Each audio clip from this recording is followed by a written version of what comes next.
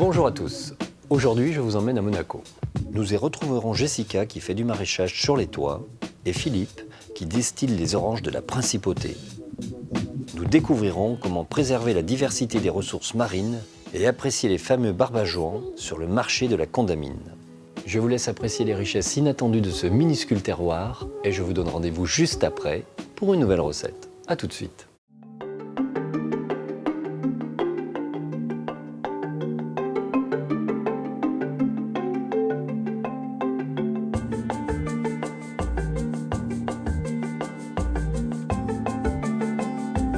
S'étirant sur la côte orientale des Alpes-Maritimes, la principauté de Monaco forme une enclave au cœur de la Riviera méditerranéenne.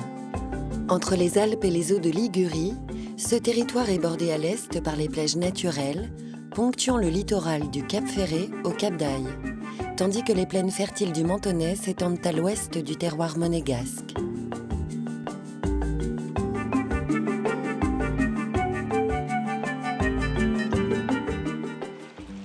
Habité depuis plus de 300 000 ans, le rocher au cœur de la baie suscite les convoitises des navigateurs génois qui décident d'y bâtir une forteresse dès le XIIe siècle. En se faisant passer pour un moine, François Grimaldi parvient à duper les gardes avant de révéler ses intentions belliqueuses une fois introduit dans l'enceinte du château. Les faits d'armes du prince malicieux figurent encore sur les armoiries de la famille princière qui s'est maintenue jusqu'à nos jours. L'économie de Monaco a longtemps reposé sur les revenus assurés par les oliviers et agrumes que l'on cultivait sur les terres de Menton et Rochebrune, alors intégrées à la principauté.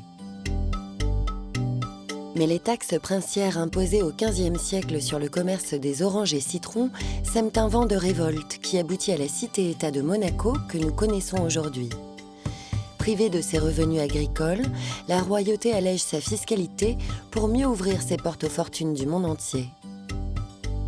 Avec ses 2 km², l'un des plus petits États est ainsi devenu un port cosmopolite qui n'a de cesse de s'étendre sur la mer. À l'image de ses influences internationales, Philippe Culazzo est né d'une mère irlandaise et d'un père italien et a décidé de s'installer à Monaco. Il s'efforce aujourd'hui de mettre en valeur les fruits qui poussent dans les arbres qui ornent les jardins et allées de la cité. L'idée, c'était de créer des spécialités monégasques à partir de ce qu'on trouve dans le territoire et dans les zones limitrophes. Donc c'est l'orange amère, c'est le bigaradier, c'est l'arbre. Et même si ça a l'air d'être délicieuse, elle a un pH de 2,4, donc c'est très très amer et c'est pas du tout bon à manger tel quel. Donc il faut absolument soit les cuire, soit faire quelque chose avec. Donc c'est un produit très aromatique, mais elle a besoin d'un étape supplémentaire avant de la consommer. Ça se défend naturellement, donc il n'y a pas besoin d'ajouter des pesticides. Et oui, ça laisse des arômes magnifiques dans l'air. On a des gens qui viennent nous voir qui sentent l'arôme depuis 2 ou 3 rues à côté. Donc non, c'est vraiment un arôme très agréable à travailler et ça se convertit aussi dans le produit final.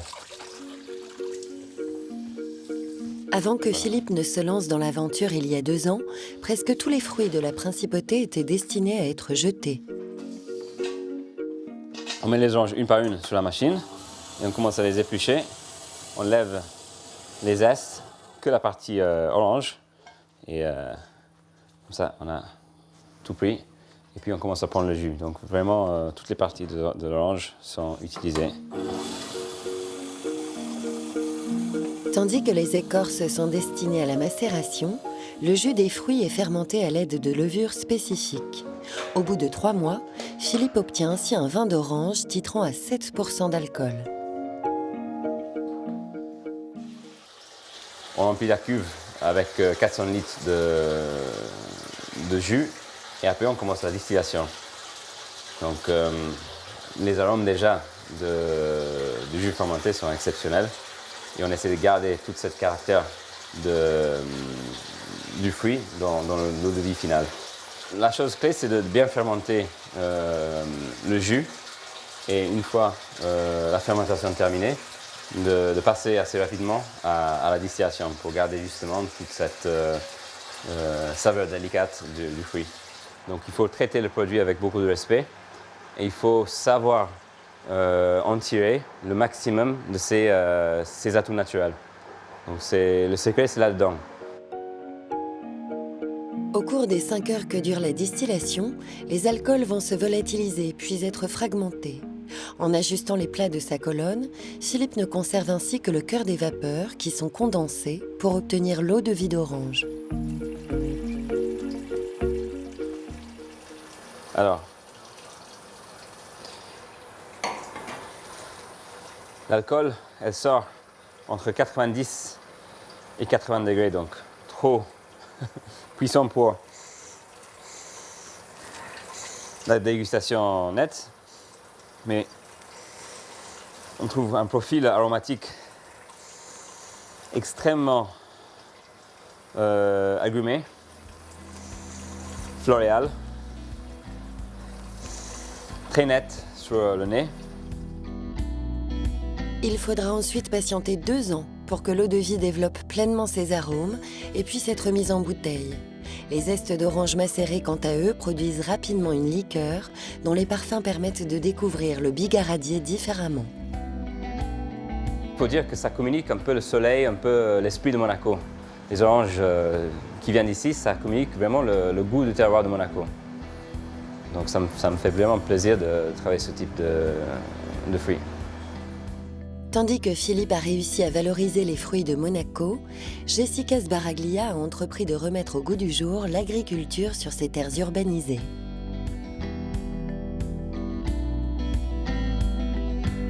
Arrivée de Suisse il y a 9 ans, elle décide de développer un maraîchage haut de gamme où l'espace des jardins est optimisé et les produits choyés grâce à un travail entièrement manuel. L'agriculture urbaine a toute sa place dans la ville. Et je trouvais que Monaco, quand même, c'est une ville très optimisée puisqu'on est très petit. On a d'énormes toits plats et inutiles, pas très esthétiques. Et je me disais, c'est pas possible d'avoir autant d'emplacements qui sont libres. Pourquoi on n'y remettrait pas de l'agriculture? Ah! J'adore les vers de terre! Ça fait... Après 1 an de culture, j'ai commencé à voir que les vers de terre se développaient un peu plus. Mais quand j'ai commencé, il y avait 0 vers de terre, alors c'était difficile. Et maintenant, je suis absolument hystérique quand j'ai des terrains parce que je suis contente. Et je vois vraiment enfin l'aboutissement de tout ce travail de réaménagement. Parce que la terre est vivante, on a beaucoup de vers de terre, on a un écosystème qui s'est mis en place et c'était le but. 50 cm d'une terre fertile recouvrent à présent le toit-terrasse du casino. Jessica peut ainsi cultiver une grande variété de légumes tout au long de l'année. On n'est pas dans le rendement, on cherche la qualité et la diversité. C'est important d'avoir de la diversité parce que c'est ça qui fait la richesse. Alors le Mizuna, c'est une sorte de moutarde. C'est un peu le goût de roquette et c'est très décoratif. Ça a une petite feuille d'algue comme ça. Alors ici on a de la salade à tondre, c'est un peu le même principe. On va donc couper et elle va repousser plusieurs fois. Et on a une association avec des haricots et puis de la moutarde. Alors les haricots vont surtout déposer de l'azote et la salade, ça va. La moutarde, elle n'est pas très gourmande non plus. Donc ça s'associe bien. La maraîchère s'est quant à elle associée au chef du restaurant de l'hôtel pour développer son projet qui ne cesse depuis d'évoluer au fil des saisons. C'est vrai que ça, c'est mon 2e potager. Alors c'était pas simple évidemment, c'était tout neuf. Il n'y a pas beaucoup de personnes qui croyaient au projet et le chef, c'est vrai qu'il avait beaucoup de réceptivité sur ce genre de projet parce qu'il avait lui-même en Martinique un potager de sa grand-mère. Et puis je pense que c'est indispensable d'avoir une extension de lui-même dans la terre et de sa cuisine. Donc c'est vrai que c'est un plaisir de le voir aussi créatif quand il vient et qu'il découvre les nouvelles variétés. En même temps, il compose ses recettes et c'est vraiment fabuleux.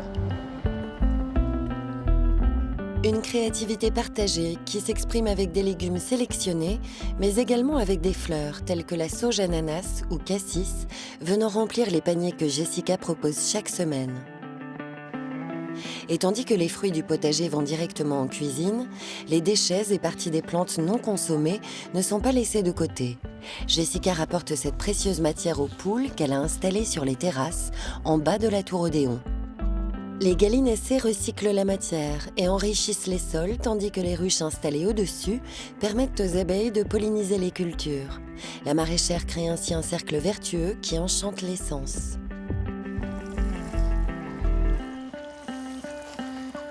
Moi, je me souviens quand j'étais petite, j'adorais aller au jardin avec mes parents. Il y avait aussi une ambiance différente. Je trouve que l'ambiance est un peu particulière dans un potager.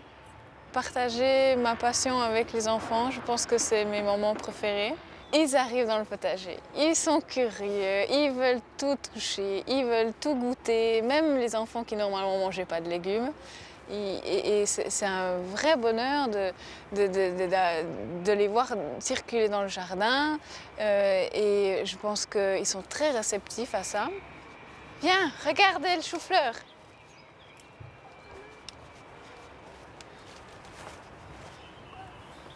Lequel de chou-fleur on prend? Un coupe? Ça c'est le tien? Qu'est-ce qu'on dit? Encore un. Tu veux le prendre? Ouais, c'est bien, mais tu l'as mis dans le panier. Mais je vais t'embaucher bientôt. Pour le plus grand bonheur des enfants, Jessica invite aussi les monégasques à venir chercher leur propre panier et ainsi renouer un lien avec ce terroir un temps oublié. Vous laverez bien les chouquelles, hein, parce que je vois quelques pucerons. Avec de la mâche aussi. On va continuer? On continue? J'espère que l'écosystème qu'on fait chez nous, je pourrais l'exporter ailleurs parce que c'est important et qu'il y aura d'autres maraîchers qui auront cette envie de partager et de produire dans les villes. Il est un lieu où le partage et les produits locaux de la principauté sont particulièrement mis à l'honneur. Le marché de la Condamine est ouvert tous les jours de la semaine pour le plaisir des monégasques et des touristes. Tandis que le parvis est réservé aux produits frais, les halles sont dédiées aux spécialités de la région que Cécile propose aux gourmands. Alors ici, nous on propose vraiment les produits de la Riviera. Donc les petits farcis, la tourte aux blettes. Alors les blettes c'est vraiment un produit très local qu'on trouve dans l'arrière-pays. La tourte aux artichauts parce que finalement l'artichaut est un produit vraiment local de la Riviera. En Italie il est beaucoup utilisé et ici on le retrouve en tourte. Et puis un produit qui est le barbagean qui est sur Monaco institutionnel. Ce petit ravioli est préparé avec une pâte fine qui sera garnie d'un mélange différent à chaque recette. Épinards, blettes ou artichauts sont cuisinés avec les différents fromages et charcuteries qu'offre le terroir de la Riviera. Le barbagean est ainsi toujours confectionné à la main afin de garantir la conservation de ce savoir-faire monégasque. C'est une recette qui s'est transmise de génération en génération et puis en fonction des produits qui étaient disponibles, donc de la blette, de l'épinard, de la viande, pas de viande. Je pense que c'est un produit qui a vraiment suivi l'histoire de Monaco.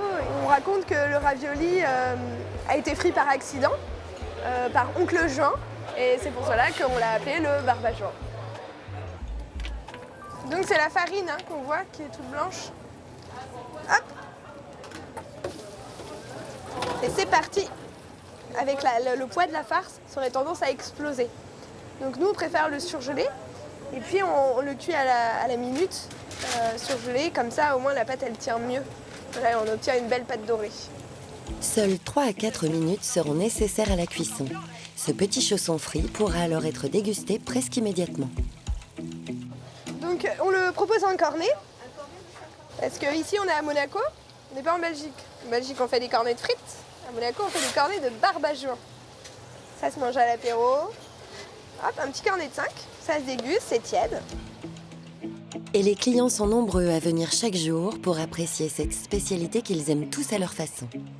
Il faut que la pâte soit légère. On a le barbacoa vraiment avec son intérieur.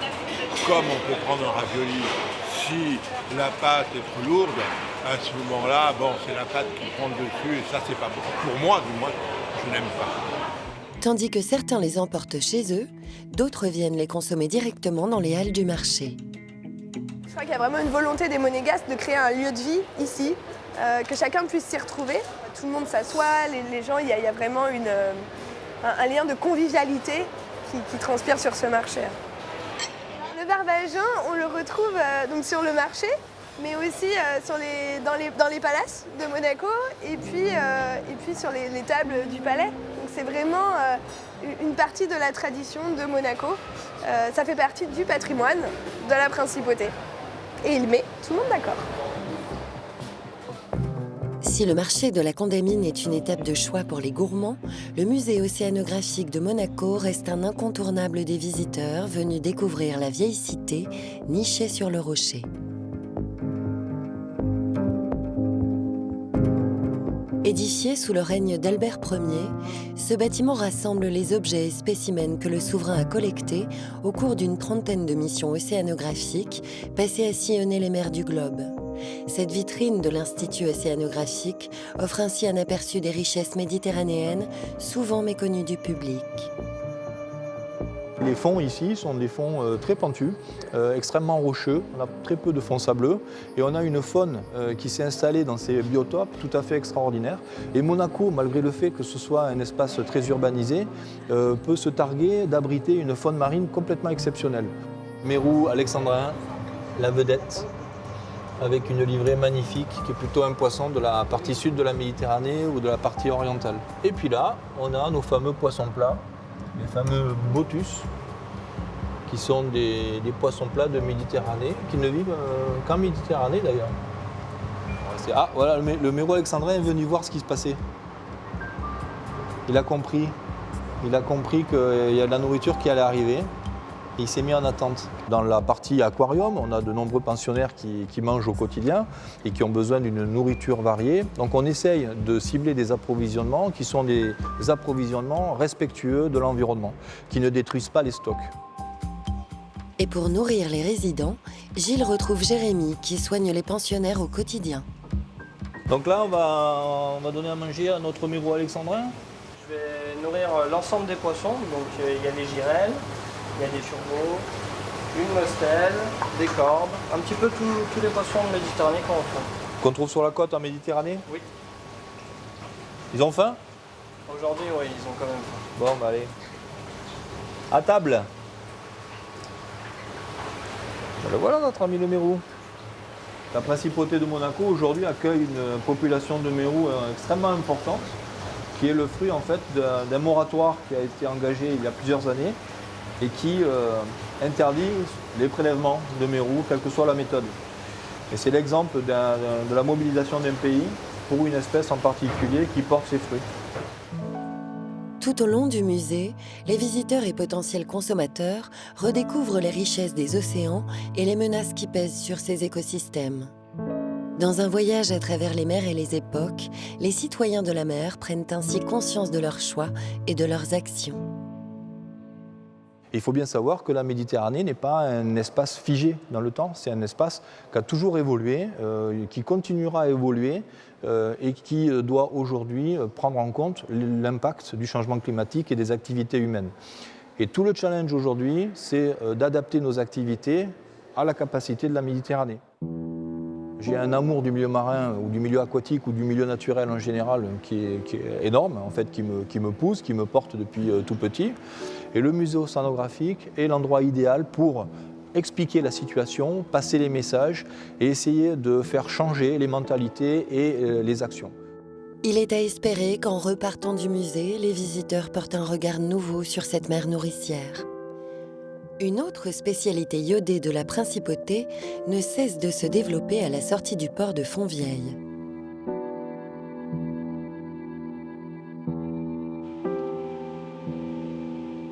Au pied de Monaco, les eaux profondes de la Méditerranée remontent depuis les fosses marines et permettent le développement d'un plancton riche et diversifié. Après avoir travaillé des années en aquaculture, Brice Cachia a su exploiter le potentiel qu'offre ce terroir maritime et affine désormais dans ses bassins des huîtres ayant grandi sur le littoral breton. Voilà, ça c'est des huîtres qui sont affinées depuis un mois, ici sur une eau qui est pompée à 12 mètres de profondeur. En un mois, on arrive à donner un goût un petit peu différent, on arrive à donner un goût spécifique qui correspond à ce qu'elles mangent. C'est un peu notre secret aussi, c'est qu'on arrive à maintenir les animaux dans les conditions optimales avant de les consommer. Le muscle, il est juste là. Donc on est là et on coupe. Tu vois, regarde, là quand tu ouvres l'huître, là elle est très bien équilibrée. Tu vois, tu as un peu de laitance, tu as un manteau qui est présent. Voilà, là c'est une huître qui commence à être en bouche, elle va être parfaite là. Même si les huîtres se développent parfaitement ici, Brice ne peut les élever en mer en raison des tempêtes hivernales. Il a donc décidé de compléter son activité ostréicole en proposant aux Monégasques de venir déguster ses produits aux grandes terres. Et voilà.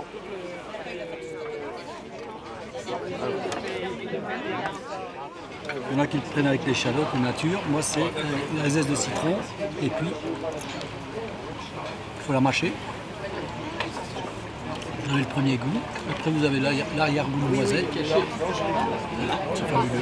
Alors, il y en a qui les mangent en hiver parce qu'elles ne sont pas laiteuses, en décembre. Moi, je préfère quand elles sont très laiteuses, c'est-à-dire juin, juillet, août. Juin, juillet, août. Moi, je les préfère tout le temps. Ce que je trouve sympa aujourd'hui, ouais, c'est le contact avec le contact humain, ouais, c'est super. Après avoir travaillé pendant des années derrière un micro et derrière des bassins, le contact avec la clientèle, c'est génial, hein, c'est super. C'est bien d'avoir plusieurs vies dans sa vie. Le terroir de Monaco est devenu un territoire d'expérimentation fertile et accompagne aujourd'hui ses habitants face aux défis qu'ils devront relever demain. La nature s'invite ainsi en ville et offre des produits gourmands et surprenants à qui sait attendre.